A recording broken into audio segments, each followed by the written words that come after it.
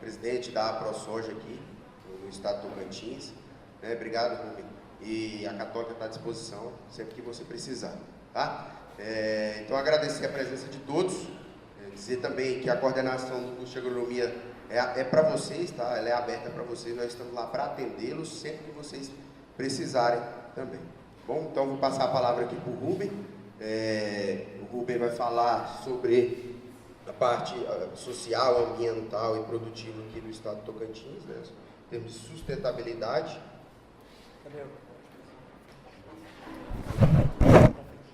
E aí, se vocês puderem ir mais para frente também, colabora nesse sentido da interação. Por conta do ar aí. Então, Rubem, mais uma vez agradecer. Fica à vontade, eu vou controlando aqui para você. Bom dia a todos, muito obrigado pela presença de vocês, muito obrigado, Tadeu, pela recepção aqui, né? Muito obrigado ao Gabriel pelo convite. E nós vamos avançando então, pessoal. Eu vou procurar ser o mais sucinto e rápido para logo em seguida me colocar à disposição para vocês, né? Nas perguntas que vocês entenderem oportunas. O som tá bom, o nível tá tudo tranquilo? Então vamos avançar então. Vou falar em essência sobre sustentabilidade, porque ao longo desses anos eu cheguei aqui ao Tocantins em 1983, ainda era norte de Goiás. Para vocês terem ideia, nós levávamos a soja que era produzido aqui para Itumbiara e voltávamos com o calcário de Goianésia. Então, para vocês perceberem, né, como as questões evoluíram, como, né, hoje é muito mais viável, né, mais possível técnica e economicamente o cultivo das lavouras de grãos, em especial da lavoura de soja. E eu quero abordar esses aspectos, o ambiental, social, econômico e político, né, dos reflexos dessa atividade. Por favor, Tadeu. Bom, num contexto histórico, uma música, né, se não me engano, do Milton Nascimento, dizia, né, de que adianta estar de frente para o mar e de costas para o Brasil. Então, se nós vermos hoje a sustentação econômica do Brasil, ela ocorre justamente nos sertões do Brasil, na região do Cerrado principalmente. Então, vamos dizer que lá na metade do século passado, as pessoas começaram a migrar para o Mato Grosso do Sul, Mato Grosso, para Goiás, para hoje Tocantins, para a Bahia, para o Maranhão, e foram colonizando essas áreas, foram então convertendo essas coberturas naturais do Cerrado, convertendo muitas vezes, num primeiro momento, em pecuária e depois, na sequência, em agricultura. Então, me parece que se não fosse essa atividade, nós não teríamos hoje no Brasil a capacidade de produção de alimentar o povo brasileiro e muito menos produzir excedentes exportáveis, que tem sido o principal item da nossa balança de exportação. Nesse sentido, eu sempre aproveito, sem fazer nenhum demérito, nenhuma crítica à cidade de Cristalândia ou aos seus cidadãos, mas que vocês consigam perceber a importância econômica da atividade do setor primário. Então, nós não temos visto no entorno de Cristalândia uma atividade agrícola mais incisiva, mais significativa, e nós notamos que a cidade tem perdido, né, participação no ICMS, tem perdido então um pouco de importância econômica. E nós, fazendo um paralelo, se formos até a Lagoa da Confusão, nós vamos ver a quantidade de armazéns que foram construídos ali, a quantidade da atividade econômica ali exercida e quanto isso é importante. Porque por mais que nós nos preocupemos com as questões ambientais, com as questões de sustentabilidade ambiental, não podemos esquecer que nós, bichos, homens, também dependemos de nos alimentar, também dependemos de ter uma oportunidade de trabalho para sustentar a nós e as nossas famílias. Então, pessoal, vamos avançando, por favor. Com relação à sustentabilidade ambiental, quanto mais nós temos avançado enquanto atividade econômica, levando aos cidadãos, principalmente aos urbanos, da importância dessa atividade, nós percebemos que ONGs, organismos até internacionais, financiados por interesses internacionais, têm feito uma campanha no sentido de até criminalizar a atividade agrícola, no sentido de prestar e tentar construir junto às comunidades urbanas, né, um aspecto negativo a essa atividade, dizendo que essa atividade não tem sustentabilidade ambiental e que seria inclusive responsável por este ciclo que aconteceu nesses últimos 2 anos de diminuição de chuvas. Mas é lógico que nós temos conhecimento científico de que os ciclos de chuvas eles variam. Em algum momento eles são menores e no momento seguinte eles são maiores, sem necessariamente isso estar ligado à ocupação que os brasileiros fizeram da área destinada então à agricultura. E é preciso lembrar a vocês que no caso da soja, nós ocupamos apenas 4% do território nacional. E certamente não é essa ocupação que tem sido responsável pela diminuição das chuvas. Simplesmente nós vivemos um ciclo, ora de maiores, ora de menores precipitações pluviométricas. Mas o argumento que nós temos lembrado aos senhores, e aí que eu queria essa cumplicidade de vocês, que nós sempre informássemos aos cidadãos, em especial os que vivem na cidade, de que ninguém sequestra mais carbono do que a nossa atividade. Vamos imaginar um cerrado, né, uma vegetação natural, ela produz pouca lenha durante o ano, ela produz poucos frutos, e na natureza nada se perde, nada se cria. Agora imaginem uma lavoura de soja, num período de 120 dias, nós produzimos 4.000 quilos de grãos e outros tantos quilos de palha. Imaginem a quantidade de carbono que nós precisamos sequestrar para produzir essa tonelagem de grãos. Então é uma injustiça, é uma falácia dizer que nós somos responsáveis pelo aumento, né, do aquecimento global por conta da diminuição da camada de ozônio, porque nós estaríamos emitindo gás carbônico. Então é preciso lembrar aos cidadãos que na realidade nós sequestramos carbono. E vamos um pouco à frente. Em boa parte dessas áreas nós fizemos um segundo plantio, fizemos então a safrinha de milho. E vamos lá, produzimos mais 6.000 quilos de grãos de milho e produzimos outras tantas toneladas na palhada do milho. Não bastasse isso, pessoal, temos feito o consórcio de capim ou braquiária ou mombaça junto com essa segunda safra de milho, e lá se vão outras tantas toneladas de massa verde e lá se sequestra outra tanta quantidade de carbono. Então tenham a certeza e nos ajudem a divulgar isso, né, perante as comunidades, de que nós sequestramos mais carbono do que a vegetação natural que ali estava. Ademais, sempre que substituímos essas florestas, esse cerrado natural, nós temos que deixar 1/3 das nossas propriedades como reserva legal e não recebemos 1 centavo de remuneração por isso. Então, muitas vezes criticam o agronegócio, criticam, né, os produtores de soja, mas as pessoas às vezes não têm uma árvore plantada no seu quintal e criticam aqueles que deixam 33% do seu patrimônio, do seu investimento, à disposição de toda a humanidade, sem receber 1 centavo em troca por isso. Bom, falando em sustentabilidade, não poderíamos deixar de falar da questão do plantio direto.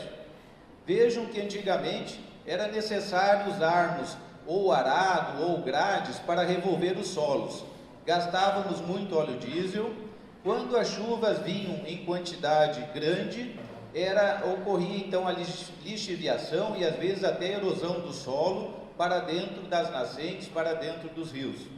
Quando plantávamos nessa situação, tínhamos menor segurança dos plantios.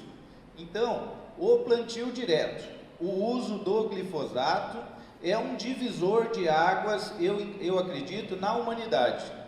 Nós não conseguiríamos ter avançado na produção de grãos não fosse essa tecnologia, não fosse essa maneira de plantar. Então, se alguém fizer alguma crítica ao uso do glifosato, está fazendo injustamente.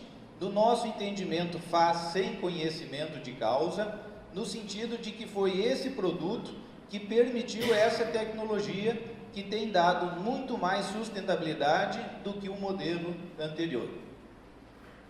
Eu não posso deixar de falar aqui com relação ao uso da água, e vocês vão perceber que em algum momento eu vou fazer um paralelo sempre com a região da Lagoa da Confusão. Naquele primeiro momento, para demonstrar a vocês a importância da atividade econômica que existe lá, e agora nessa questão ambiental, onde se discute muito esta questão do uso da água naquela região. Então eu só queria lembrar a vocês que quando você tem uma lavoura, no caso lá, uma lavoura por inundação, no período das chuvas, se faz uma lâmina d'água para exercitar e cultivar lá o arroz irrigado. Mas neste período de entre safra, se faz o plantio de soja e simplesmente se põe um pouco de água dentro dos canais, o que nós poderíamos chamar de subirrigação. Então percebam que essa água bombeada do rio, simplesmente ela faz um passeio por dentro daqueles canais, e aí por uma questão de absorção, ao solo e por drenagem natural, essa água volta para dentro do canal, para dentro do leito natural do rio. Então não há o consumo da água, não há, digamos, a eliminação dessa água, simplesmente um uso extremamente sustentável dessa água. E no que se refere, então, à possibilidade da continuidade dessa atividade econômica nessa região, porque imaginem, pessoal, nós aqui temos um regime de chuvas muito interessantes a partir do final de outubro, novembro, dezembro, janeiro, fevereiro, março, final de abril, esse ciclo de chuvas vai diminuindo. Eu pergunto a vocês, como viveríamos, no restante dos meses do ano, maio, junho, julho, agosto, setembro e outubro, se não tivéssemos essas oportunidades nas várzeas e, quiçá, num futuro, investirmos mais na irrigação de pivô, na irrigação de gotejamento. Então, percebam a quantidade de máquinas, a quantidade de armazéns, a quantidade de pessoas envolvidas, a quantidade de agrônomos e técnicos envolvidos para a metade do ano. Então, o nosso desafio, enquanto sustentar o Tocantins, sustentar a nós, passa sim pelo incremento da irrigação, quer na região das várzeas, por irrigação por inundação, quer buscarmos mais pivô central para viabilizarmos mais áreas para a aspersão. Por favor. Bom, vamos fazer um paralelo agora, abordando a questão de sustentabilidade social. De tudo que se fala, em termos de economia, em termos de sustentabilidade ambiental, eu pergunto a vocês, a nossa sustentabilidade enquanto seres humanos, enquanto bicho-homem, qual de nós consegue passar um dia sem se alimentar, pelo menos 3 vezes ao dia? Às vezes nós não nos percebemos da importância disso, mas tentem imaginar como seria um dia, como seriam 2, como seria uma semana que nós não tivéssemos acesso aos alimentos. E isso é uma questão de paz social. A história nos mostra que não houve civilização que tenha conseguido se manter e tenha conseguido exercitar essas relações sociais nos momentos em que faltou alimento. A história é cheia de momentos, cheia de eventos em que toda a sociedade, em que por uma catástrofe ambiental ou por questões de guerra, em que faltou alimento, foi onde aconteceram as grandes revoluções que nós temos notícia na história da humanidade. E aí entramos também na questão de geração de emprego e renda. Vamos imaginar que os ambientalistas convencessem a todos nós e aos governos que não deveríamos mais plantar grãos, que essa atividade agride o meio ambiente. Eu pergunto a vocês, o que nós faríamos no Mato Grosso, o que faríamos em Goiás, o que faríamos no interior do Tocantins, enfim, o que faríamos no interior do Brasil, se não aproveitar a beleza, né, desses recursos naturais, né? Então pense um pouquinho sobre isso. Onde ficaríamos mais de 200 milhões de brasileiros? Teríamos que voltar todos para o litoral, todos ficar de frente para o mar e de costas para o Brasil? A questão da sustentabilidade econômica. Além de nos alimentarmos, além de promovermos a paz social, em razão da produção desses alimentos, nós acabamos exportando. Só no caso do soja, que nós chegamos aí, rompemos a barreira de 100 milhões de toneladas de grãos, mais da metade é exportado. Verifiquem a importância disso. Vamos imaginar que aqui nessa sala fôssemos uma sociedade e tivéssemos aqui o somatório do dinheiro que todos nós temos nos nossos bolsos e nas nossas carteiras.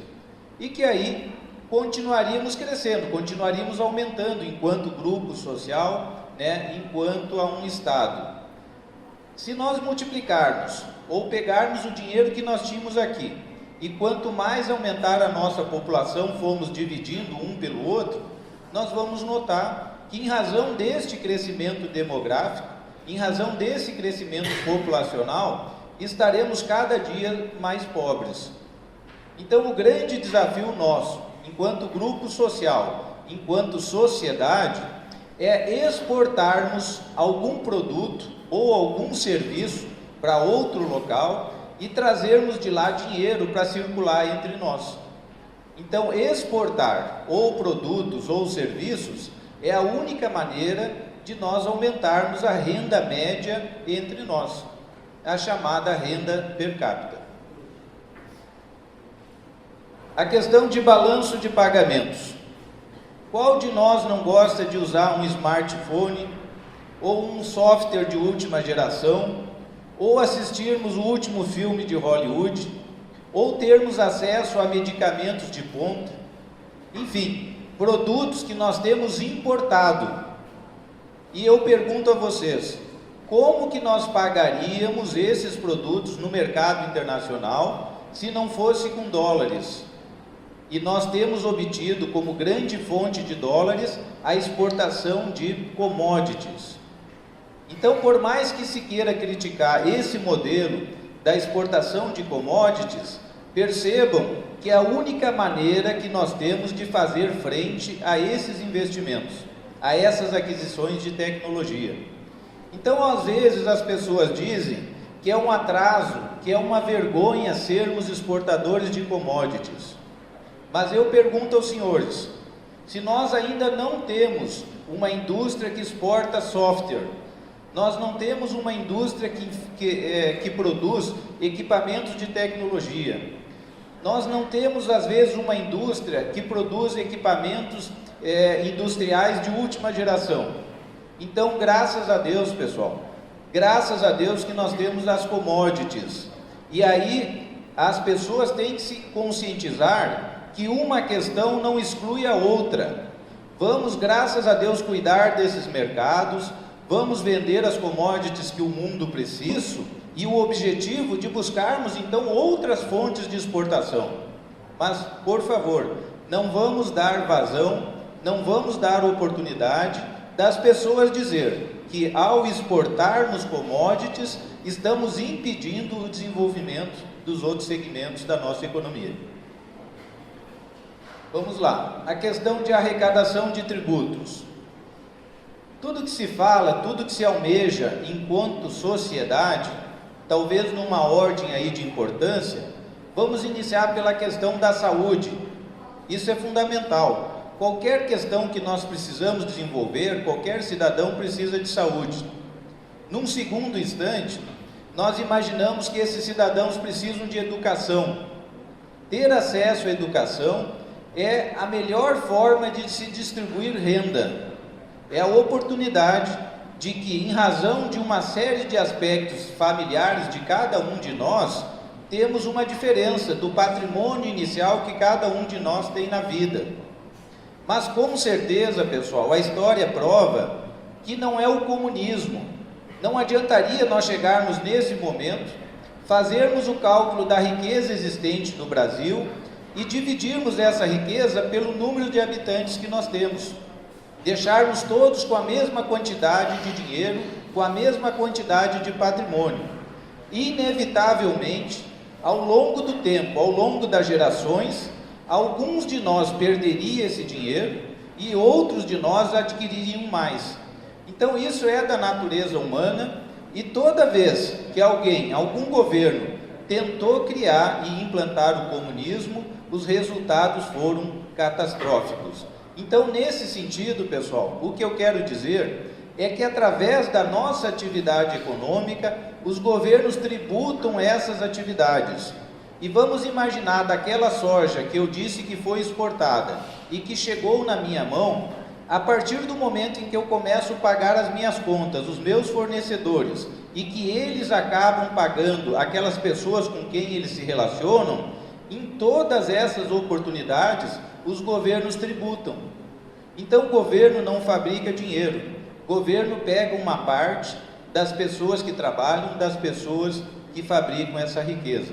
Então, se nós lembrarmos que a maior geração de atividade econômica vem do soja, vem do arroz, do milho e da pecuária, olhem a importância, porque se nós não trabalharmos, não haverá dinheiro para a escola, não haverá dinheiro para os hospitais, muito menos segurança pública, tampouco para infraestrutura. E aí, para não ficar redundante, a questão da segurança alimentar. Volto a perguntar a vocês, será que a sociedade aguentaria uma semana sem alimentos?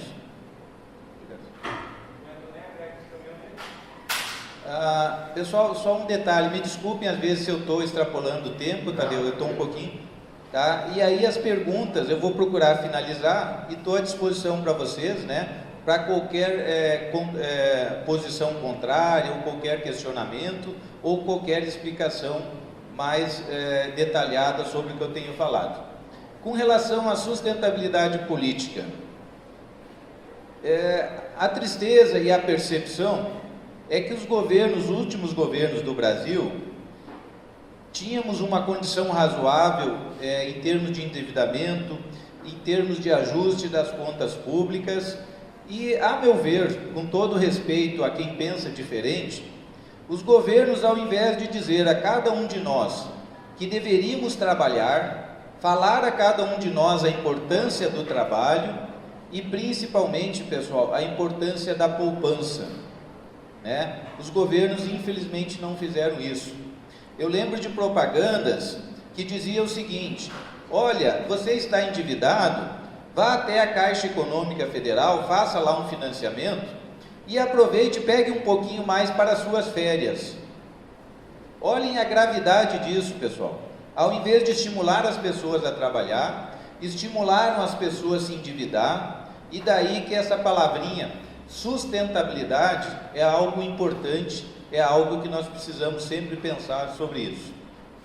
E ao mesmo tempo, e que, a meu ver, né, se colocou a sociedade para um rumo equivocado, esses mesmos governos desrespeitaram os orçamentos. Se nós tínhamos a possibilidade, por exemplo, no ano passado, em que o orçamento do país era 1.826 bilhões de reais, esses governos deram conta de gastar, além disso, 150 bilhões de reais. Então, nesse cenário, eu queria dizer a vocês que nós acabamos nos endividando.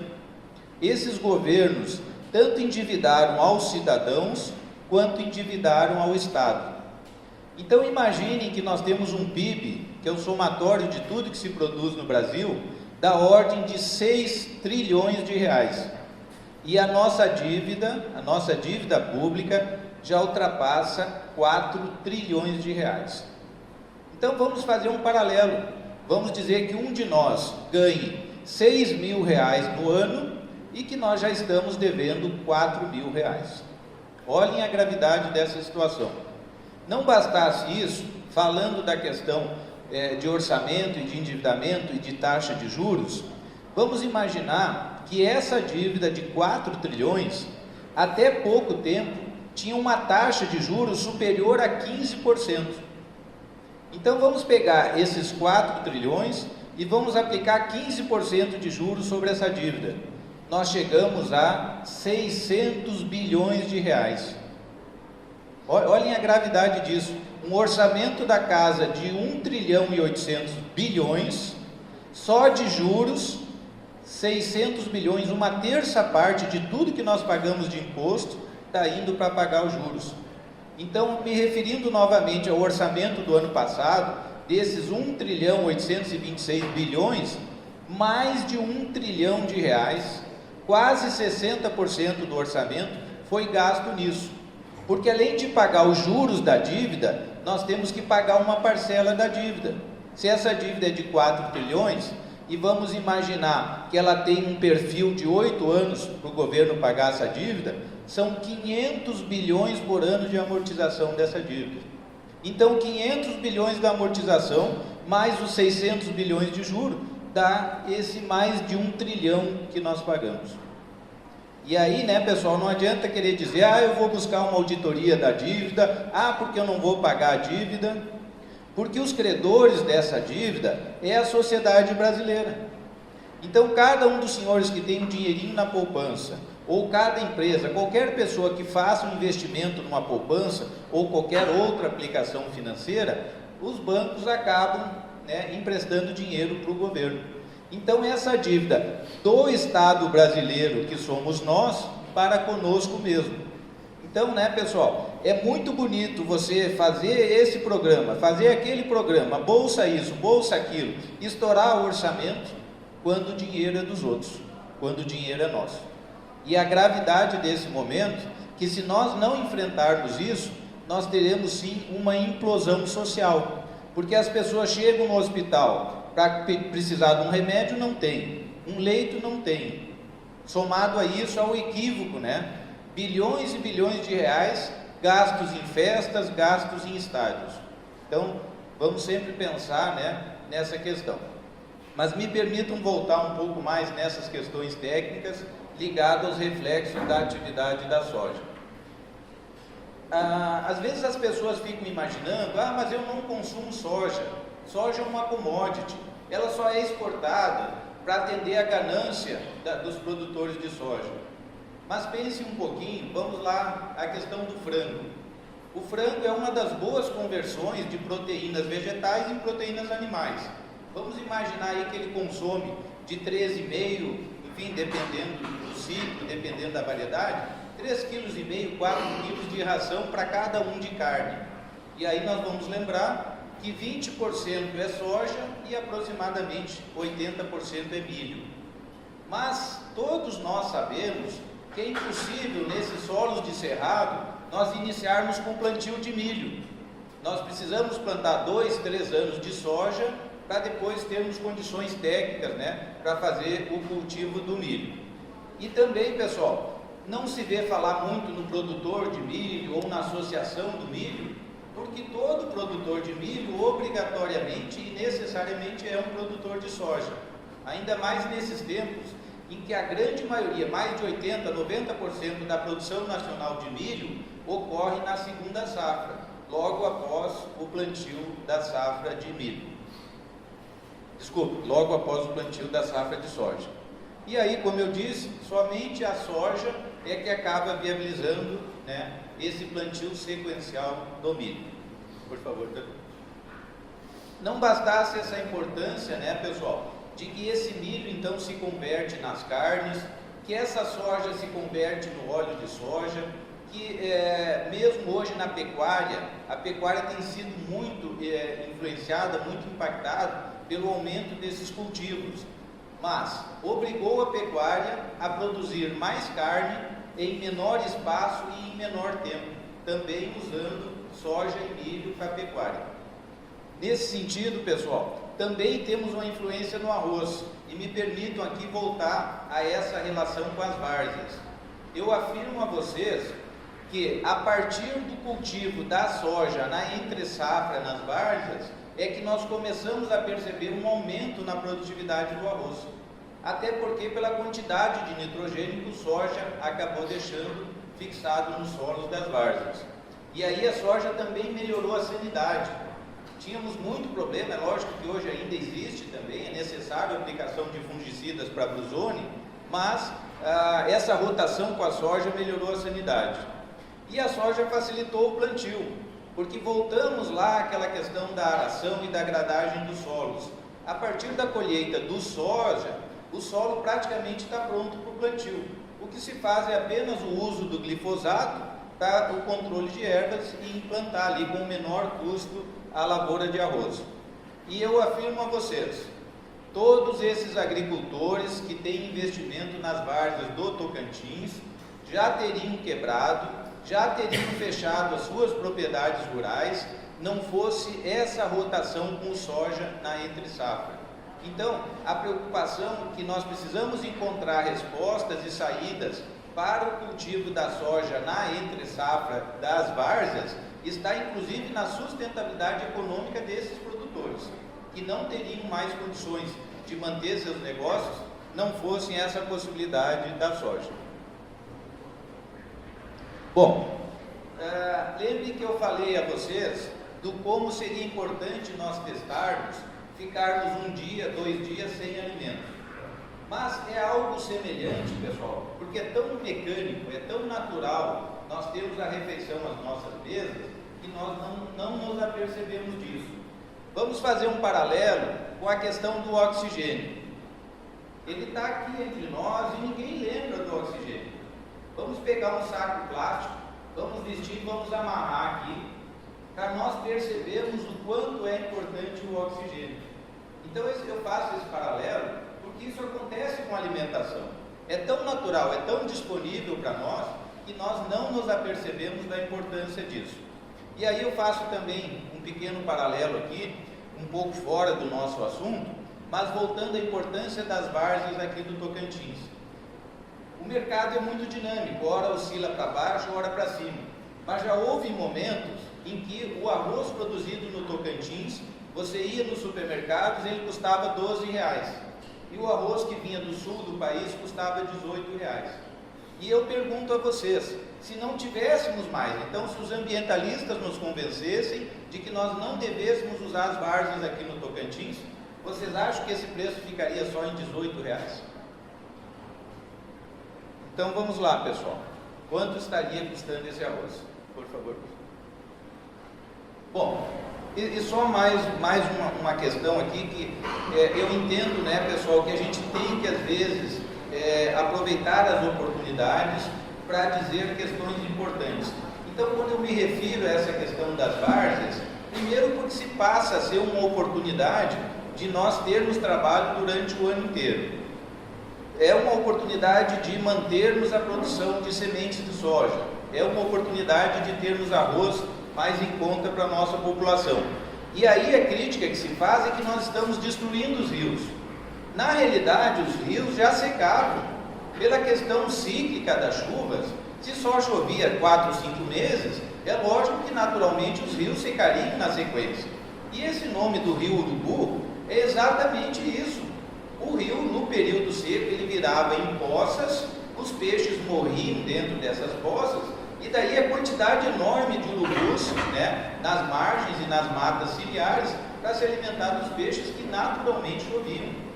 E se nós andarmos pelo Tocantins, por outras regiões que não a das várzeas, podemos andar aqui no rumo, mesmo aqui na bacia do Tocantins, nós vamos ver uma quantidade enorme de rios secos, naturalmente secos. Então é injusta essa acusação de que os produtores da região estão lá destruindo os rios. Então, mesmo os que não irrigam, eles secam naturalmente. E daí, pessoal, nós buscarmos alternativas. E a alternativa que nós vemos é justamente as represas, os barramentos feitos ao longo do curso do rio, no sentido de reservar essa água. Porque se nós não fizermos isso, essa água vai para o mar e ela é perdida, não há mais como utilizar. Então nós entendemos que é ambiental, econômica e socialmente importante darmos apoio a esses programas, né, de construção de barramentos que preservam a água que é abundante nas chuvas e que teria ido leito abaixo não fosse a construção dessas represas no caso.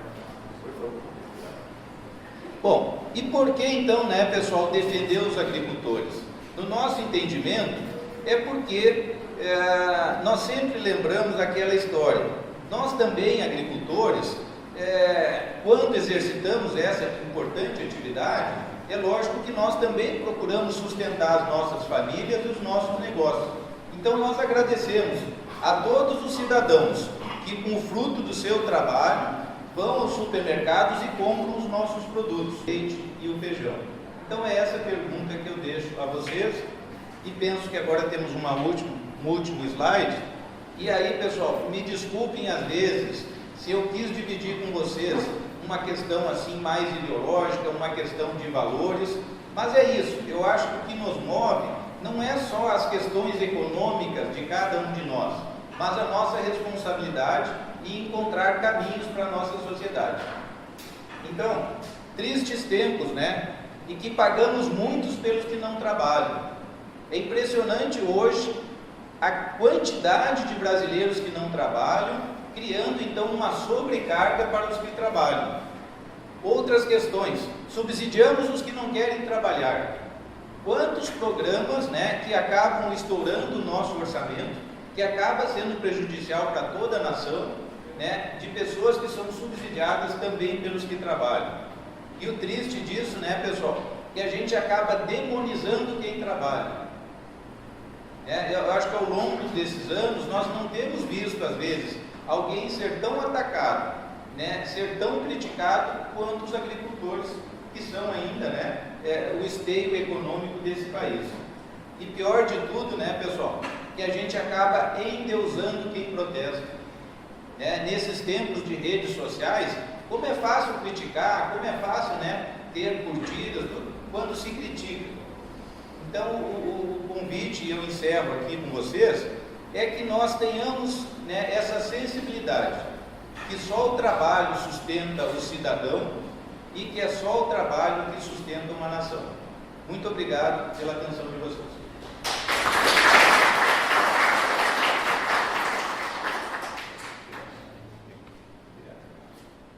Pessoal, então eu não sei como é que está o nosso tempo. Desculpe, né, Tadeu, se eu me excedi, pessoal, desculpe se eu me excedi, mas estou à disposição de vocês. Então, se vocês têm um ponto de vista diferente, né, se vocês têm uma sugestão, uma crítica, ou mesmo, né, falarmos sobre algum desses detalhes que foram abordados aqui. Eu posso começar?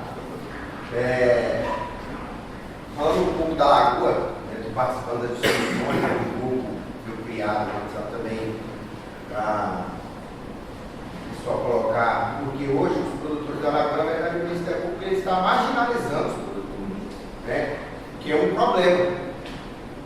Então, o que está chegando para a sociedade é que os produtores são vilões. E não é isso, não é dessa forma. Hoje, se você pensar na região da Lagoa, nas áreas de base produzidas, o produtor, na verdade, ele é maior interessado em realmente preservar e manter essa característica, né? E pensando no cenário político, né? O que você acredita que precisa mudar para que o produtor deixe realmente de ser marginalizado naquela região, que é tão importante para nós, não só na produção de arroz, mas como na produção de semente, que aquela região aqui mantém grande parte, principalmente aqui do Mato Grosso, na produção de semente. Então tem uma grande importância social, econômica, né, também, e que colabora com o desenvolvimento do nosso estado e da região toda do Mato Grosso. O que você acredita que precisa mudar politicamente para que os nossos produtores deixem de ser marginalizados na região? Pessoal, eu volto naquele exemplo que eu havia falado de Cristalândia e Lagoa da Confusão, mas eu vou um pouco mais à frente. Imaginem se vocês saem de carro de Palmas em direção à Lagoa da Confusão. Vocês vão passar por Nova Rosalândia, onde está havendo um crescimento das áreas de plantio. E aí vocês já vão perceber ao longo e ao lado da rodovia a construção de armazéns. Aí vocês passam por Cristalândia, vocês vão perceber que a cidade, então, né, não demonstra assim, né, uma atividade econômica pujante, pelo contrário, vocês notam visualmente, né, que as coisas estão paradas ali, e na sequência vocês chegam na lagoa e novamente deparam com uma quantidade grande de armazéns, de caminhões carregando melancia, arroz, feijão, enfim.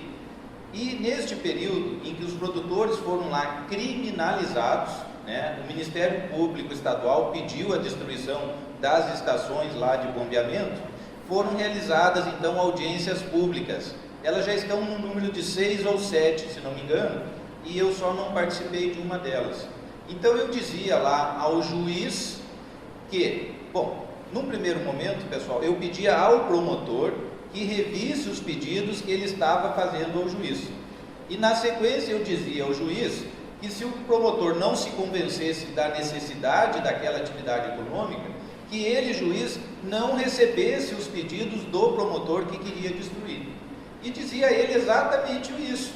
Se o senhor quiser deixar a Lagoa ou Nova Rosalândia igual a Cristalândia, o senhor, né, receba os pedidos aqui e mande destruir as estações de bombeamento. Então, muito importante é a participação das pessoas, a participação da opinião pública.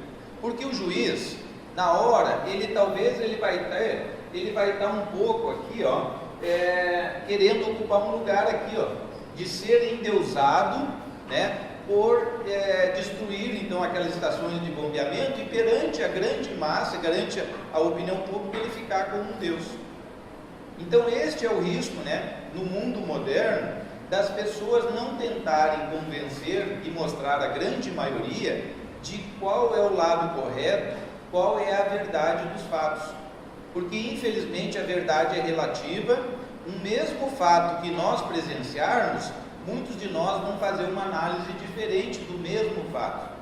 Então é muito importante que a gente tenha essa sabedoria e essa competência de levar para a opinião pública, digamos, a verdade mais oportuna para o Brasil, né? A verdade que interessa para o Brasil. E nesse sentido, professor, respondendo a sua pergunta, além da questão então da imagem pública, além da questão jurídica, né, que se impõe aqui, aí voltamos à questão política. E aí, né, pessoal, eu não quero usar deste momento para um benefício próprio, a não ser a distribuição dos cartões que eu fiz a cada um de vocês. É importante que cada segmento econômico tenha a sua representação nos parlamentos.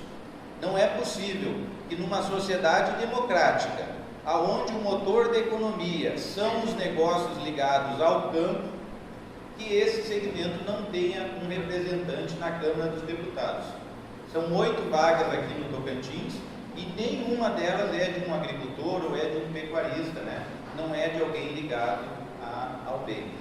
Então, né, professor, talvez é preciso nós conversarmos sobre isso, né, da importância desse setor, desse segmento, ter representantes autênticos, né, no Congresso Nacional. Hoje o Brasil também vive uma camuflagem, né? Porque a minoria acaba que ela impõe para a maioria engolir, né? Tipo assim, esse caso que você falou de endeusar no juiz, por exemplo. Porque hoje eles não pensam na qualidade ou na produtividade ou no que acarreta uma profissão, que é, por exemplo, a dos produtores, né? Eles pensam assim, não, eles vêm, eles destroem o mato, eles tiram a vegetação natural das coisas e destrói a fauna e a flora. Aí, para pessoas que não têm, por exemplo, a maturidade de observar, de ler, porque o brasileiro não tem nem a decência de ler as coisas antes de julgar, ele só julga as coisas, e aí acaba que eles convencem a população mais um pouco menos privilegiada, né, de que aquilo é errado, e acaba que as pessoas mesmo privilegiadas são atingidas, são as pessoas que, por exemplo, não têm uma condição de comprar uma coisa, por exemplo, que você falou, né, o preço do sul, que é 18, e o preço do Tocantins, que era 12. Aí acaba te tirando daqui, e aí fica só de lá. Não tem aqui, não tem competição. Então eles vão aumentar o preço da forma que eles querem, e as pessoas que acabam protestando contra vão ser as mais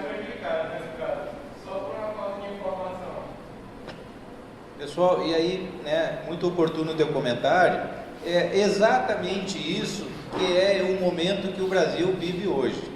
Ou nós, enquanto sociedades, tentamos elucidar qual que é a verdade mais próxima dos interesses do Brasil, ou se nós vamos continuar de braços cruzados, permitindo que outros interesses, ou internacionais, ou ideológicos, estejam a comprometer a todos nós enquanto sociedade.